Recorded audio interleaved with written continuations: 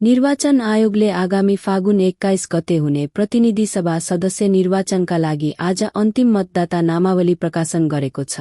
गत प्रतिनिधि सभा सदस्य तथा प्रदेशसभा सदस्य निर्वाचनमा कुल 1,78,88,570 मतदाता रहेकामा यस पटक 9,15,119 मतदाता थपिएका आयोगले जनाएको छ। प्रकाशित नामावलीमा 96,63,358 पुरुष, 92,40,131 महिला र अन्य 200 गरी कुल 1,89,03,689 मतदाता रहेका आयोगका प्रवक्ता नारायण प्रसाद भट्टराईले जानकारी दिनुभयो। उक्त नामावली आयोगको वेबसाइटमा प्रकाशन गरिएको छ।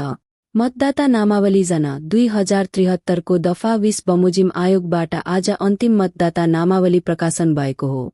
मतदाता नामावली अद्यावधिक कार्यविधि 2081 मा भएको व्यवस्थाबमोजिम प्रक्रिया पूरा गरी आगामी फागुन 20 गतेसम्ममा 18 वर्ष उमेर पूरा हुने नागरिकको विवरणलाई अद्यावधिक गरी अन्तिम मतदाता नामावली प्रकाशन गरिएको प्रवक्ता भट्टराईले बताउनुभयो।